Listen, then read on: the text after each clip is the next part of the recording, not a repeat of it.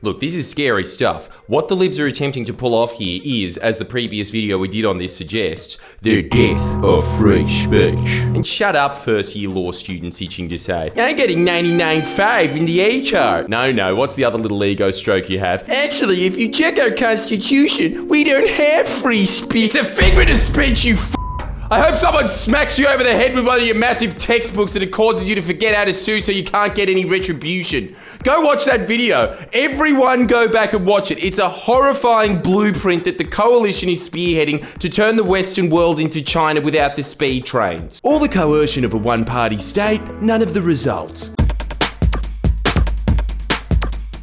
Key fact for you to understand. Key. Scott Morrison, who I never noticed before, but he's much more bald than I thought. Fuck, it's like vacuum cleaner lint. Yeah, mate, that's because I'm cleaning up Australia. He's pretty much trying to ban me saying that. Criticism of the government, out the door, because for the first time in history, criticism of the government actually matters thanks to a technology that was gifted to us by aliens. You just know that if he pissed on you. Social media.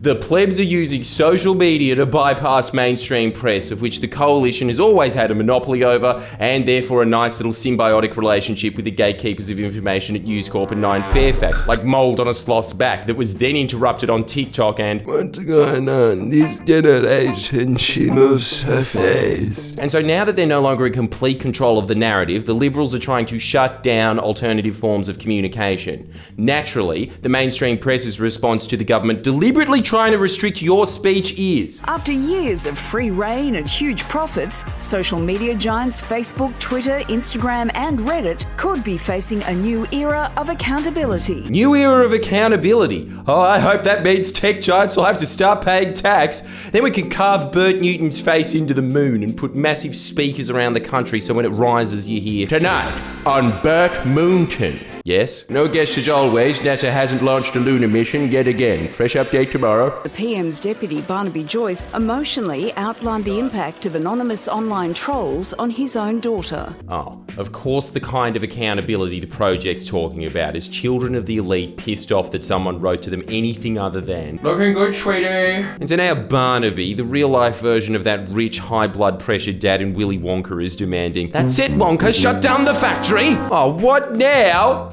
She was halfway through turning into a blueberry. Well, at least we all know Barnaby Joyce is the purest family man on earth, and therefore what's motivating him is the love of his daughter. It's just pure coincidence that the coalition talking point that week, regurgitated by numerous coalition members, did you know there's trolls on the internet? The same party that for the past 60 years has pretended to have the biggest hard-on about free speech, regurgitating that one Voltaire quote they think all makes them sound really well-read of, hate what you say, but I defend your right to the death to say it. Had a cry when Trump was taken off Twitter. You go on their belief page, the only one that's highlighted in f***ing bold. We simply believe in individual freedom and free enterprise, and if you share this belief, then ours is the party for you. Why then is Mr. Snee then now saying about social media that the biggest revolution of individual freedom and enterprise in human history?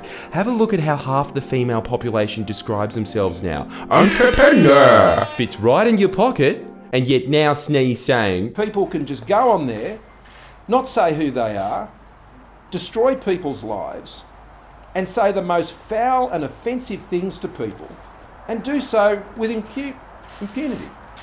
Now that's not a free country where that happens. What the f*** are you talking about? How much freer can it get where you get to say exactly what you want without any repercussions? How much more Animal Farm can you get? You're currently allowed to express yourself however you like. Scott Morrison wants to put restrictions on what you can and can't say, and these restrictions on speech somehow make us a free country.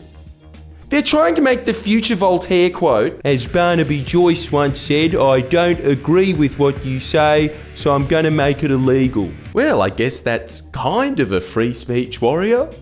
Didn't think that was Orwellian enough? Try this one on for size. And you know, the companies, if they're not going to say who they are, well, they're not a platform anymore, they're a publisher. Isn't that amazing? No context, no explanation as to why that makes them a publisher. In fact, it doesn't even make sense.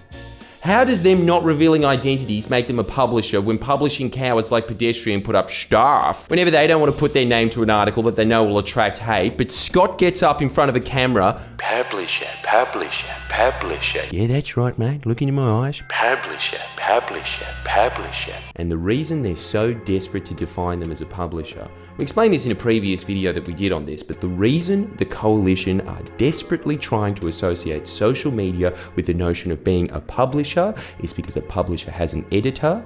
And do you know what an editor does? No? Well, you're a dumb c***, aren't you? This is what they do to your speech. Cut it. That's their entire job. Now not just in music feeds, but the comments on music feeds articles. The Rolling Stones shit all over the Beatles. I mean, they're both good bands. It's just I personally like the Beatles more. ScoMo certified. Jagger's hips were just a bit much for me, you know? In other words, if the platform has an editor, it becomes a mouthpiece for the government, as the government has the power to penalise them into submission. You want an example of that? Here's Attorney General Michaelia Cash. Oh, sorry, there she is. Margaret Thatcher after using SK2, stating, "Our work to ensure that defamation law is fit for purpose in the digital age remains critical." Here's Publisher 10 saying, The bottom line is, our current laws around social media, hate speech and defamation aren't fit for purpose. Pure uncritical regurgitation. Now that's accountability. Almost as if publishers like 10 act as a platform for the government's views and a publisher for everyone else's. And the reason the government wants platforms like Facebook to become publishers is so they follow suit and have to behave exactly like 10. Let's go back to the original. Don't make fun of my daughter, Bill. The horrifying Online Safety Act passed using the exact same pretext of another coalition politician having a spat that, "Hey, let my daughter get on with thinking she's awesome at a job she definitely didn't get exclusively because I'm her dad." It gives a single, government-appointed woman power over what is and isn't acceptable speech. How do they determine what is and isn't acceptable speech? A test of being content that would be regarded by a reasonable person as intended to harm. It needs to be menacing, harassing or offensive. So we've set an appropriate test to balance the freedom of speech issues. Wow.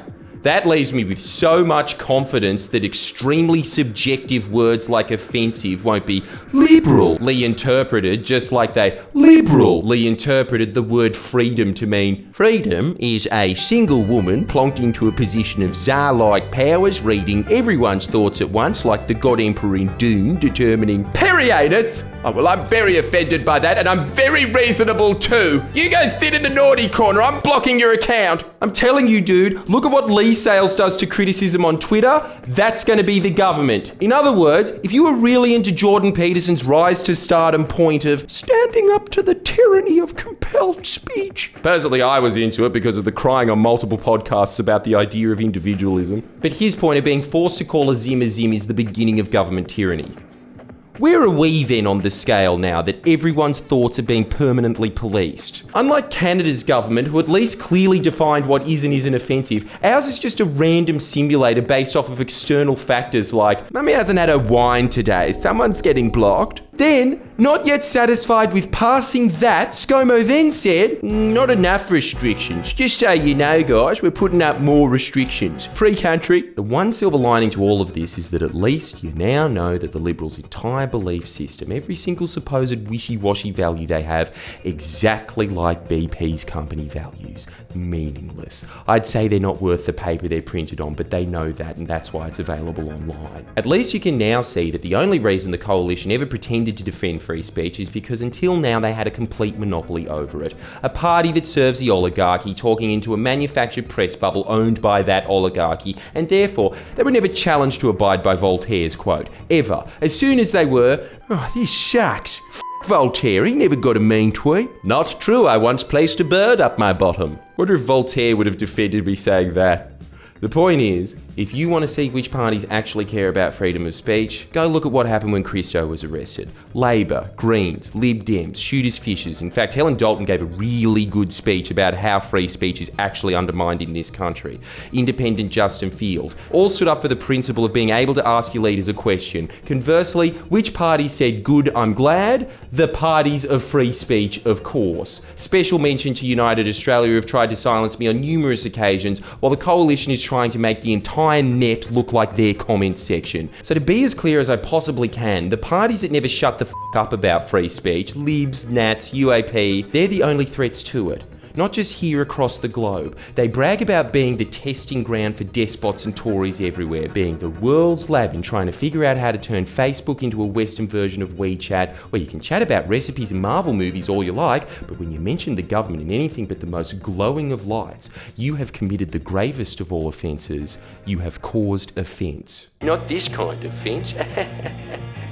You're listening to 2GB, where it's 1978 every day.